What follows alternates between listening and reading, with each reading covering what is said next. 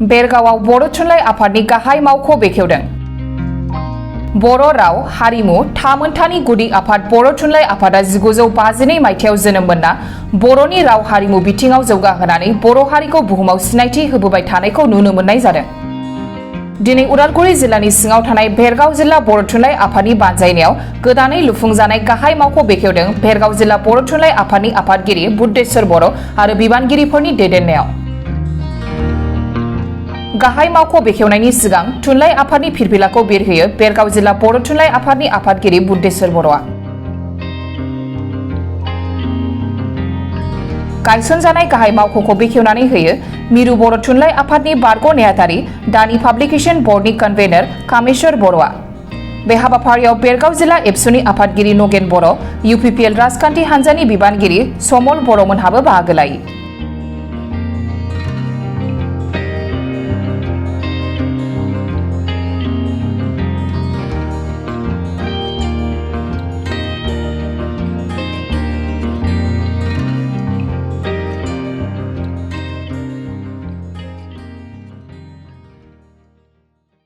दिनै जोंहा जोबोर मोनसे गोजोनथावना बाथ्रा आरो बुंनो थाङोब्ला जोंनि भेरगाव जिल्ला बर' थुनलाइ आफादनि थाखाय बे मोनसे जारिमिनारि सान। दिनै जोङो जोंनि भेरगाव जिल्ला बर' थुनलाइ आफादनि मावख' हिसाबै जोङो बेखेवजेननो हादों। बे न'आ जोंहा सरकारि न'मोन आरो बेखौ गिबियाव गुबुना बाहायदोंमोन आरो बिथांमोनजों सावरायनायनि गेजेरजों जों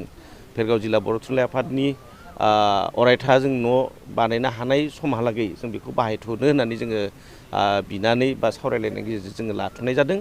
आरो बेखौ जोङो जोंनि भेरगाव जिल्ला बर' थुनलाइ आफादनि जा नयं बा मावख' बे मावख'नि नयंनि मुंखौ जोङो सुबुं आगदारि धनेस्वर स्वर्गियारिनि मुङै जों दोननाय जादों आरो बेनि ओंथिया जे जोंहा धनेस्वर स्वर्गियारि बिथाङा जोंनि बोखावजायै बै समनि दरं जिल्ला थानाय समाव मंगलदै जिल्ला बर' थुनलाइ आफादनि बिथाङानो गिबि फाउन्डार आफादगिरिमोन आरो बिनिफ्राय बिथाङा जेला साख्रि मावनानै दंहैयोमोन मालिगावआव आरो बे समावनो बिथाङा सिफुं मेगाजिन लाइसिखौ बिथाङा दिहुननो हादोंमोन बिथांनि एडिटरशिपआव आरो बे हिसाबैनो जायनि जोंहा दिनै मोनसे ट्रेनबो दङ सिफुं पेसेन्जार ट्रेन मुङै आरो बिथांबायदि सासे जोंनि जिल्लाखौ दाजेननाय समनिफ्राय खामानि मावबोनो हानाय बा गोदो बर' थुनलाइ आफाद दाजेननाय समावबो बिथाङा बाहागो लानो हादोंमोन होननानै जों मिथिना मोन्दों आरो गावनो बिथाङा बुंदोंमोन आरो बिथांनि थुनलाइ सोरजिनायनि फारसेबो बिथाङा आखाइ दङ आरो धोरोमारि बिथिङाव बिथाङा भेरगाव माबानि बिथाङानो गिबि फाउन्डार आफादगिरिमोन होननानै जों मिथिना मोन्दों। दा बिब्दियै सासे समाजारि खामानि मावनायनि थाखायनो गोबां खेब साख्रि गारनानै बिथाङा बर' थुनलाइ आफादनि बर' हारिनि खामानि मावलांनाय आरो बे सुबुंखौ जोङो एसे अराय गोजोर बा गोसोखांना लाखिनो हानाय बायदियै जोङो जायनि बिथाङा आरो मोनसे मुंख'थावना बाथ्राया जाबाय मा गावनि जोमैनि हरै खन्थाइ बिजाबनि थाखाय बिथाङा मायथाइखौ आं बावना थाबाय बिथाङा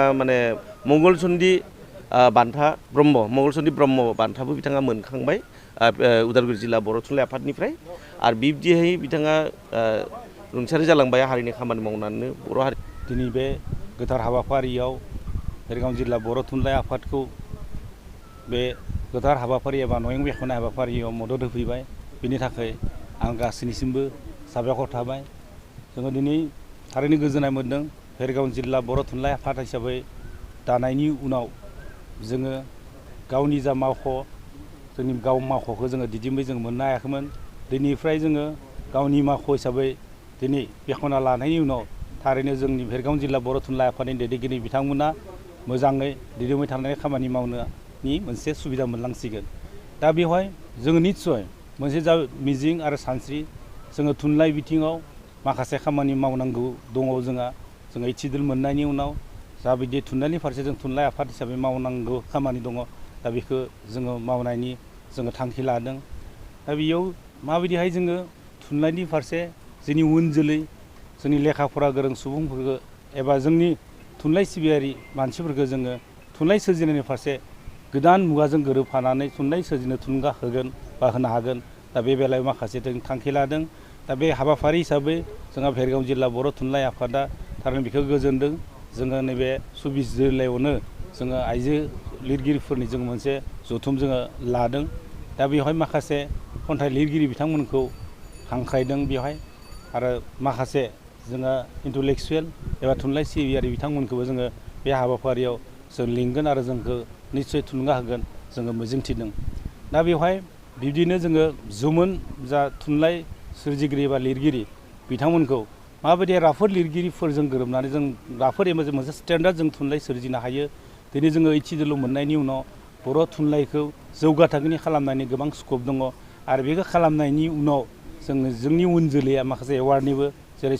सोरजिनाय जोंहा थुनलाइ ट्रेन्सलेसननि जोंहा थुनलाइ जेरै थुनलाइ आफादा माखासे जोंहा एवार्ड होयो बान्था होयो पबन बरगयारि एवार्ड सोरबां सुबुं मुंख्लं बिनेस्वर जेनेबा सोरबां सुबुं जोंहा माने बिहुराम बर' जोंहा बिनेस्वर ब्रह्म सारनि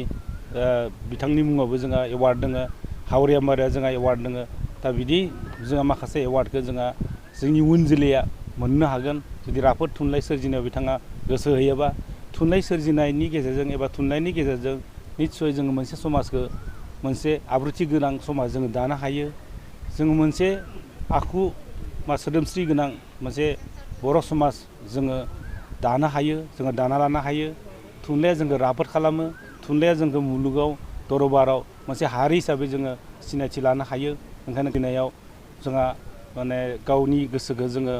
मखब लाखिगोन एबा गोसो होगोन बेखौ जोङो हास्थायदों नैबे समाव आङो नैबे मावख' बेखेवनायनि गेजेरजों मोनसे माने खोथाखौ आङो जोंनि बर' माहारि एबा बर' रायजो राजानिसिम मोनसे खावलायनाय जोङो गावनि बर' बिजोंखौ जोङो फोथांनो थाखाय साफ्रोम जोंनि बर' माने जाथिनि दैदेनगिरि एबा थुनलाइ आफादनि दैदेनगिरियानो जा फरायसाफोरनि दैदेनगिरियानो जा जोंनि समाजखौ मोजां मोननाय एबा लिरगिरि गौथुमनि दैदेनगिरि बिथाङामोन जा एबा गासै रायजो राजानिसिम मोनसे खावलायनाय जोङो बर' बिजोंखौ अनसायनांगोन आरो बर' बिजोङाव गावनि गथ'खौ जोङो मुं थिसननांगोन आरो मुं थिसनहोयोब्लासो जोंनि बिजोङा थांनानै थागोन जोङो माबायदिहाय जोङो मोनसे गोनोखो मुगाजों गोरोबनाय जोंनि फरायसालिखौ जों दागोन बिनि थाखाय जोंहा पलिसि लानांगोन जोंनि सरकारा पलिसि लानांगोन बर' बिजोंखौ फोथांनायनि थाखाय जोंहा पलिसि लानांगोन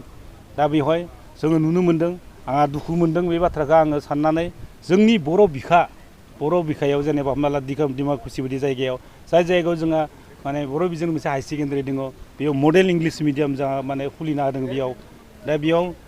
आरो बिथिङा जोंहा काजामाथियावबो मोनसे दङ बेयाव बर' बिखा जेरै जोंहा काजामाथि हाई स्कुल दङ दा बेयावबो इंलिश मिडियामनि मडेल स्कुल खुलिना होदों बेयाव नाथाय जों बिनि जायगायाव मडेल स्कुल जाहाथे बर' बिजोंखौनो जुदि मडेल स्कुल जोंहा बानायनायबा बेखौ दानो थाखाय बानायनो थाखाय लुफुंनो थाखाय जुदि जोङो सरकारा अनसुंथाइ होनाय मोनब्ला मदद खालामनाय जोंहा जेबो बुंनांगौ बाथ्रा गैयामोन बेयाव जोंहा मोनसे धाक्का जाना फैबाय थादों माखासे गथ'फ्रा LP स्कुलनि गथ'फ्रा जुदि जोंहा बे स्कुलाव जुदि मुं थिसनो मडेल इंलिश मिडियाम स्कुलाव अब्लानिया जोंनि बिजोंनि हालोदा बारा गोबाव थानाय नङा दा बेयाव जोङो लक खालामनो थाखाय हाई स्कुलफोरखौ माने बन्द' जागोन थाबैनो दा बे बेलायाव जाय बुस्थुखौ जाय जिनिसखौ जि समाव जाबायदि मावनांगौ जोंनि बिजों फोथांनायनि बाथ्रा जोंनि राव थुनलाइ फेहेरनायनि बाथ्रा बे समाव जाय समाव जिखौ जोङो खुलिनो नाङा जाय जायगायाव बेखौ खुलिनाङा बेखौ खुलिदों जों टाउन सहराव नोगोराव जोङो प्राइभेट मडेल स्कुल थानायाव जोंहा जेबो बुंनांगौ गैया नाथाय जाय बर' मैखोम एलेकायाव बिखायाव दा बेयाव जाहाथे जोंनि माने गासै माने बिजोंखौ जोङो फोजोबस्रांनायनि अनगा जेबो बेयाव नङा होननानै सानदों बेराफारसेथिं साहा बागानाव जोङो माने एसामिस मिडियामनि मडेल स्कुल बेयाव खालामदों जा बेयाव हिंसा गैया एसामिस मिडियामनि साहा बागानजों मडेल स्कुल बानायनो हायोबा सरकारा बिनि थाखाय जोंनि बर' बिजोंनि थाखाय माने मडेल स्कुल बानायनो हाया निस्सय बानायनांगोन बेखौ जों सरकारनि माखासेबो खावलायदों आरो इयुनाव जाहाथे गासै जोंहा मिडिया पार्सनानो जा जोंनि थुनलाइ सिबियारियानो जा जोंनि गेदेमा बिथाङानो जा जोङो खुगायावल' बुङालासिनो गावनो गावनि गथ'फोरखौ होनानै बिजों फोथांनायनि फारसे बिजोंखौ राफोद खालामनायनि फारसे माने जोङो खालामगोन आरो